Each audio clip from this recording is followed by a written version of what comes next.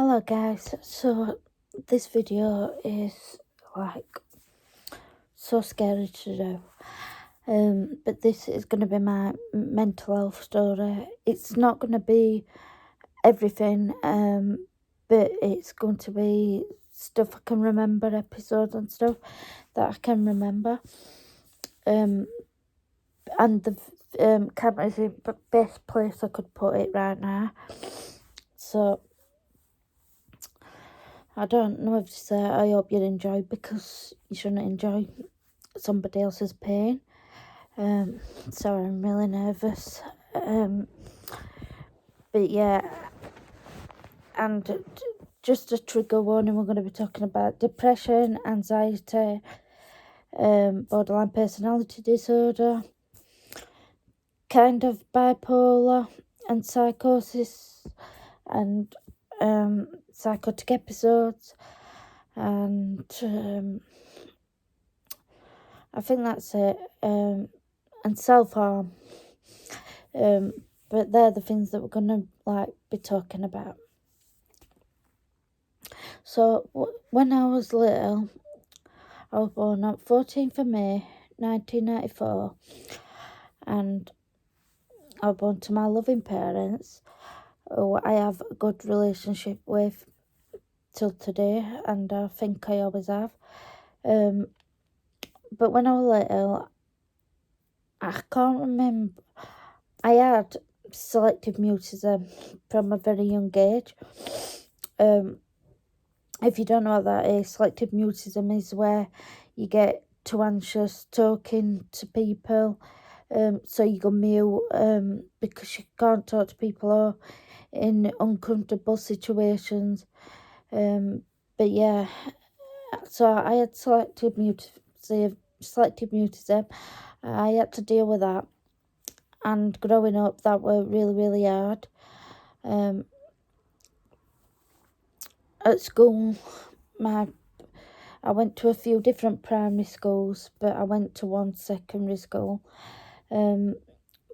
But all the way through, basically, in primary and secondary, I was bullied.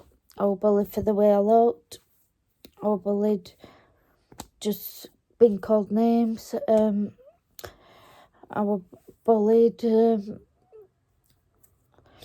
because I was different. But yeah, so basically as well, my mum had a partner, and basically he died, and we saw him dead, but me and my sister didn't realise he was dead.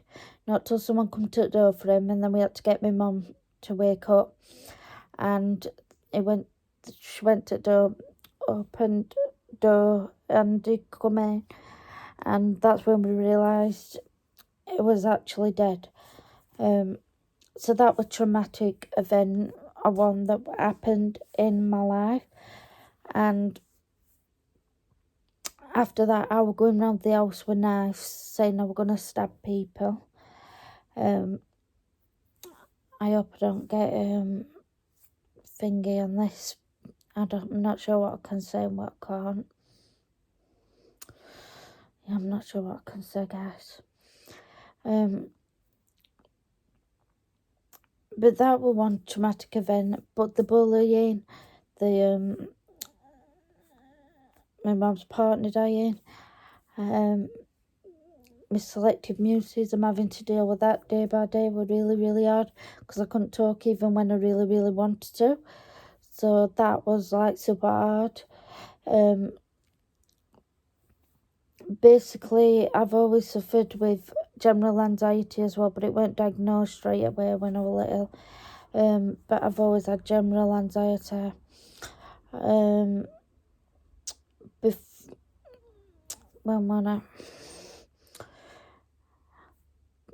Basically, another thing I had to deal with was moving from my mum's house to my dad's. I can't remember how old I was, but I was there most of my life, and I'm 28 now. But basically, I also had to deal with some of my mum's boyfriends that were violent. So yeah, they were violent and stuff, and we had to watch my mum get beat up and stuff when we were like really little. My older siblings tried to stop it. I've got a little sister as well, but she's younger than me. She weren't born on a lot of this thing. Then I started, I didn't start having panic attacks straight away, but I would like get that really anxious, like I could have ended up having a panic attack, if you know what I mean. Then there was depression that came along, and I had to put up with that. I don't know if that's because of the bullying, everything together, like traumatic events.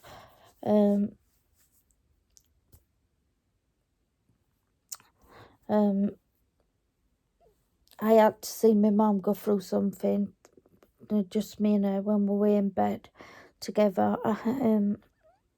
So that was another traumatic event. Basically, when I was with my dad, I remember I would send him to bed, which is normal.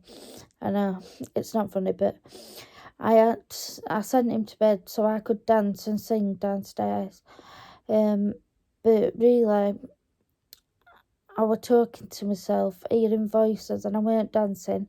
I was walking back and forwards and up and down the room, and it really, it really was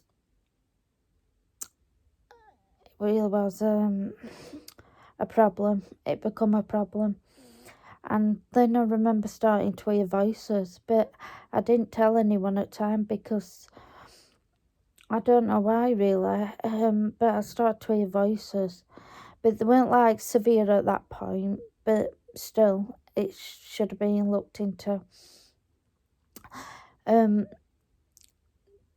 Then I did get sexually assaulted when I was a child. I'm not going to say who by or what happened. No one knows about this situation, not even my dad. But then so high school comes, and I'm still getting bullied in high school, and I was just anxious all the time. I was depressed all the time. In the last year of school, I got sexually assaulted again by someone else. That was the worst time, the worst thing. It was the worst thing, guys, to happen. That really just topped everything. I was terrified, and I was lonely, and I was scared all the time, and I had to go through the rest of last year with the same person there.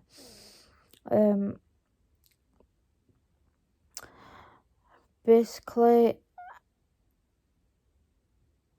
I told the staff member.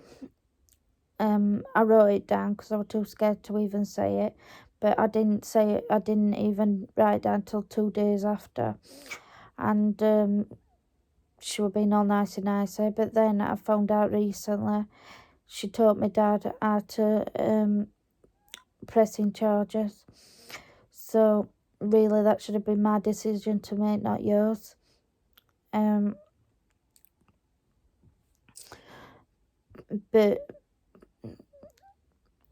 But yeah, and I think I self-harmed a couple of times by banging my head and trying to cut my arms and stuff, but nothing too serious at that point. And then I went to college. I even had a bullying period there, but most part there were no bullying apart from staff there because they was completely rude. If you said hi to them, some of them wouldn't even say hi back. They were just rude and nasty all the time. But I forgot to say I was sexually assaulted again as well before then. But yeah, a couple more times I was sexually assaulted actually. Basically, at college, I was doing well at first, but then teachers, like I said, the bullies, they started being mean to me. And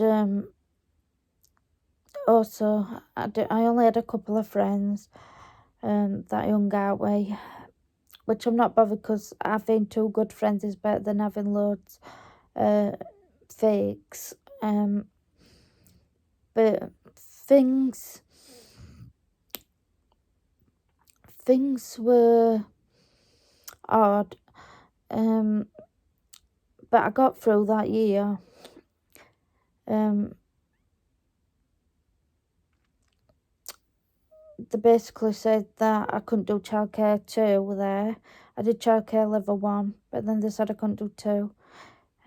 They made some excuse and I can't even remember. So then I went to another college, and that's when I had my first panic attack. There, everything was too much. There were only a certain amount of people that were allowed in each classroom for activities. So basically, there was cooking, one of them, and there were art, one of them. That were 2 of them. And I rated on that I wanted to go to cooking class, sorry. And basically, they said there weren't enough spaces when they were in there, and I just went out because I'm selective mutism. I can't go into another class, the art class, and just be like, I am supposed to be here, blah blah blah, because I'm selective mutism. So that's an anxiety disorder in itself, and then the general anxiety going on, and I ended up having a panic attack, and that was the first time I've ever had a panic attack, and it was horrible. It weren't as severe as some I've had since, but it was horrible. So I actually made some friends in there. I even got my first proper boyfriend in there. But that failed.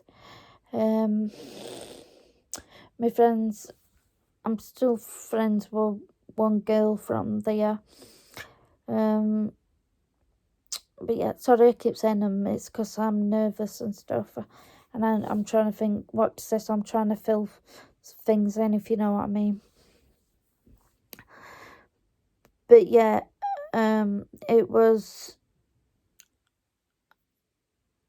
an horrible time, basically. I was scared of the fire alarm going off, and when it went off, I was scared. It was horrible. I was just scared all the time. And then one of the teachers, I wanted to do childcare there because I was doing a foundation course in English and maths, and I wanted to do childcare there. And they decided to say that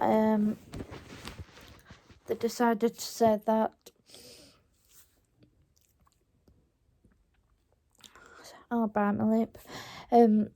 They decided to say one woman, oh, you can't even write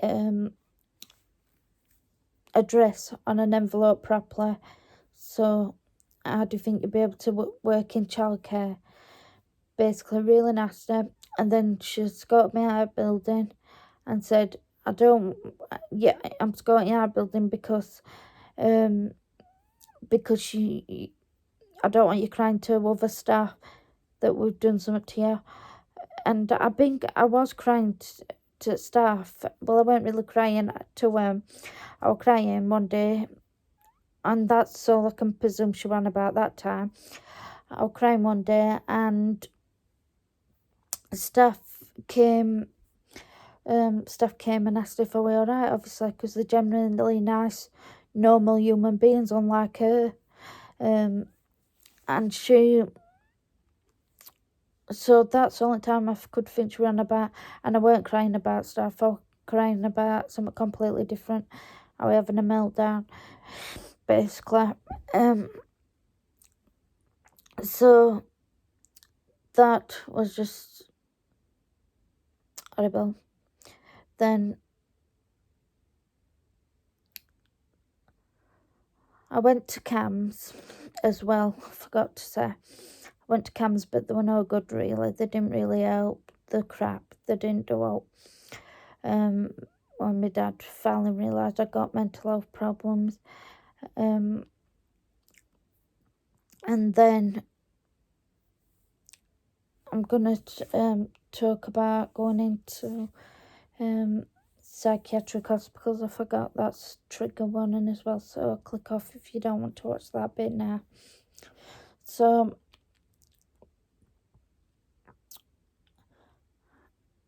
I had a rocky time, basically. I'd lost my dad. He didn't die, but I lost him a different way. But I'm not going to go into what we with him because he might not want me to. That's his business. But we had a very, very, very, very, very difficult time. And then he was no longer around. And we used to looking after him, and he was used to looking after me.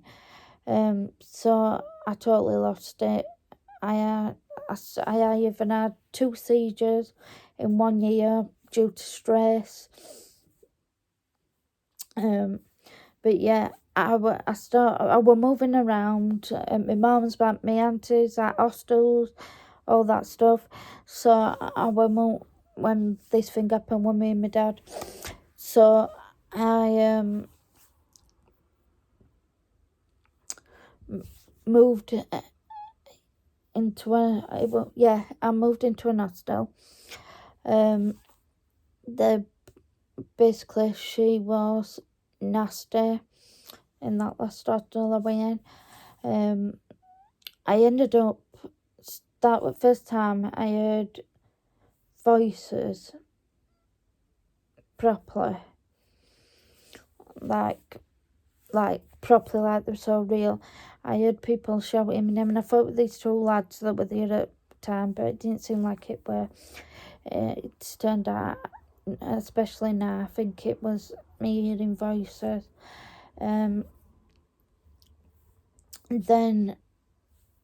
I took an overdose one night, and I forgot to say I took an overdose at college as well, sorry. And not much was done. I went to A&E, but not much was done because I didn't take that many, because it was my first overdose, so I was scared. But at the same time as I was scared, I really wanted to hurt myself. My dad thought it was because of him on that day, because we'd had an argument in the morning, but it wasn't. I was just slowly losing it. I was totally getting out of control. But yeah, back to overdosing in forgot what they're called now. Oh, hostel. So in hostel,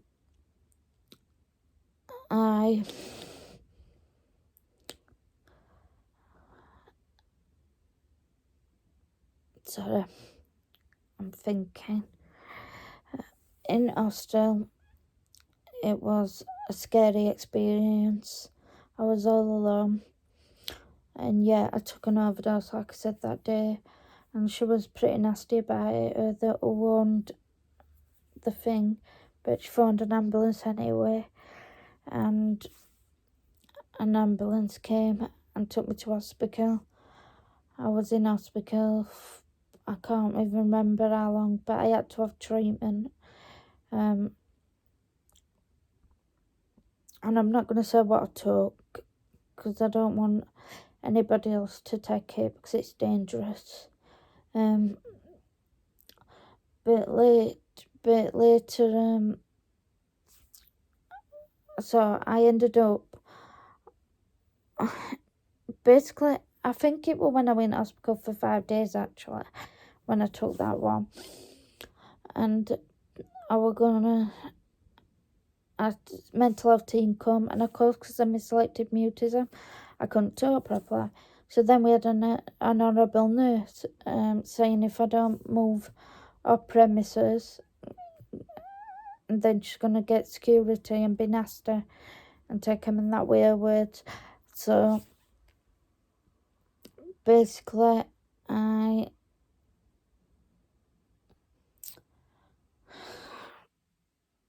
so hard, guys.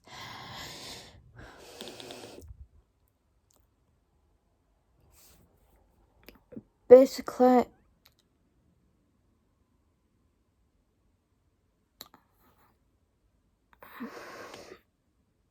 sorry. So yeah, I was on the ward for 5 days. Then I couldn't tell mental health team because I'm selective mutism about what's going on. So she threatened me, that nurse, but then other nice nurse came over, and when I was crying and asking her what's up, what's going on, all that. So I told her I weren't feeling well, I was feeling suicidal and stuff. So she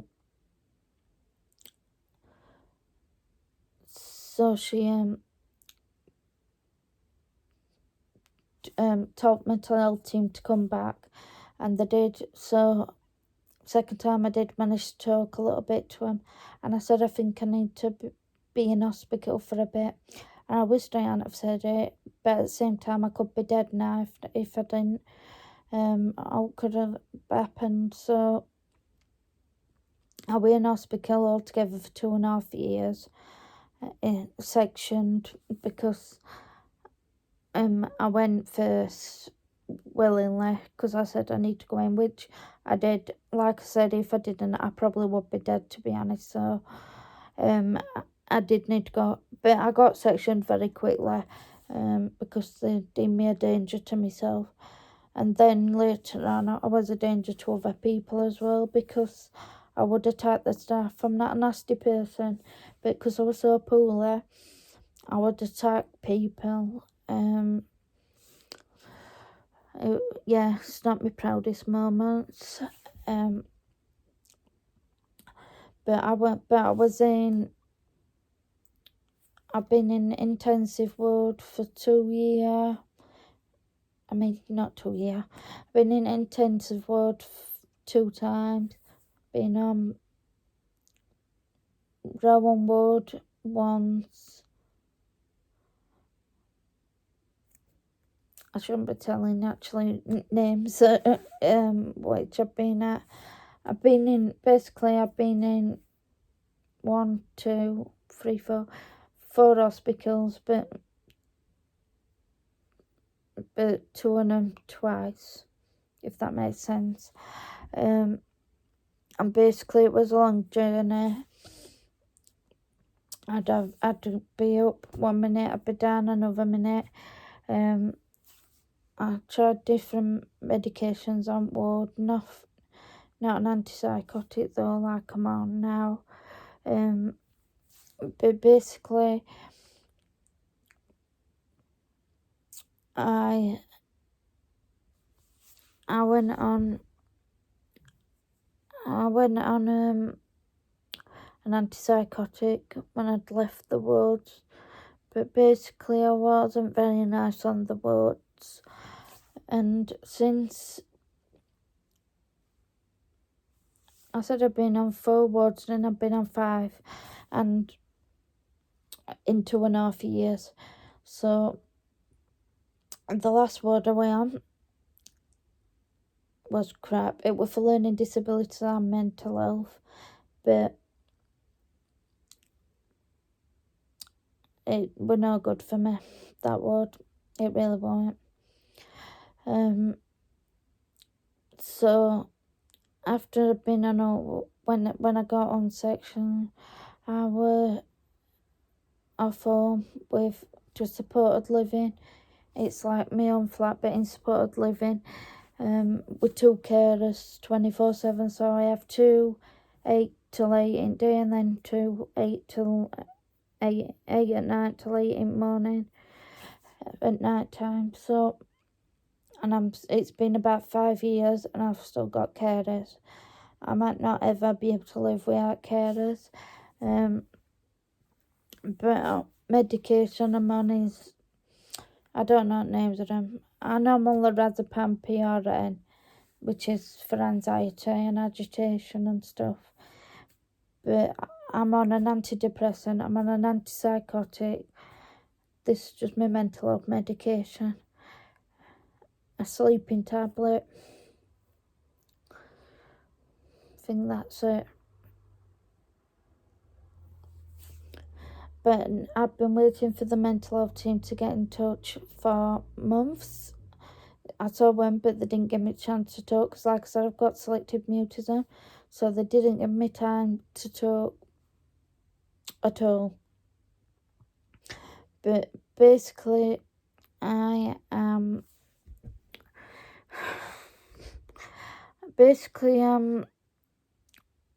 very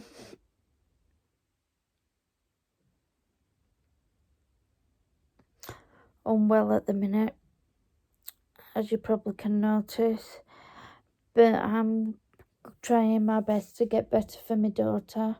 But yeah, I live here I have carers, I'm on medication. I do things like, if it don't get too straight up there and I have time, I'll do things like ask for lorazepam, do some colouring, read my book, listen to music or sing, play with my reborn dolls or cuddle them. So basically that's more or less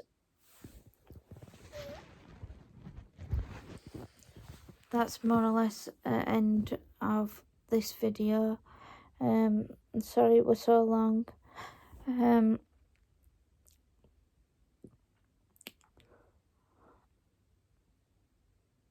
I don't know if I mentioned on board I got sexually assaulted as well, which really scared me, because he was a lot older than me, and I'm still scared to this day. I live with the trauma every day of everything that's happened. I live with a lot of trauma. Like right now, I constantly hear voices, I constantly see things, I can feel them touching me. I have panic attacks.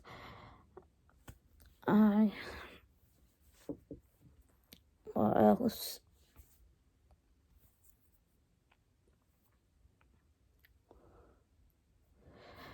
I don't know. That's basically the end of the video, guys. If you want me to talk about else about mental health, and then let me know in the comments below. But I hope you guys thought this was interesting to watch.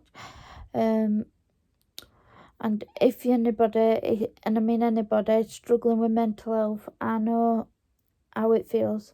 I don't know exactly, because every person's different, even if you've got same illness, but I can try to help you out. I'm only a message away. In the comments, you can comment what you want, in reason, obviously. But you can comment underneath below. And I hope you guys found this video interesting. But if you are going through something, guys, stay strong.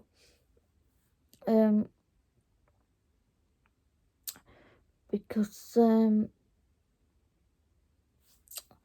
you need to. You need to for yourself more than anyone else, but you need to for your family as well. If you believe in God, you need to for God. But yeah, I forgot to say how I hurt myself, but I don't know if that's too like TMI.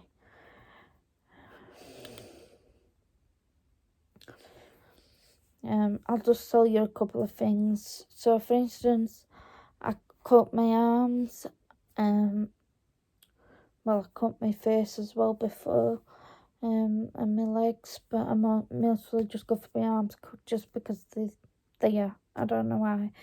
I bang my head off wall. I can bang it off wall and bang and bang. It can bleed and I'll still be banging it. But yeah, I hope you found this video interesting, and if you do need a message or a internet hug, and then let me know and I will. Thank you for listening to my story. Bye.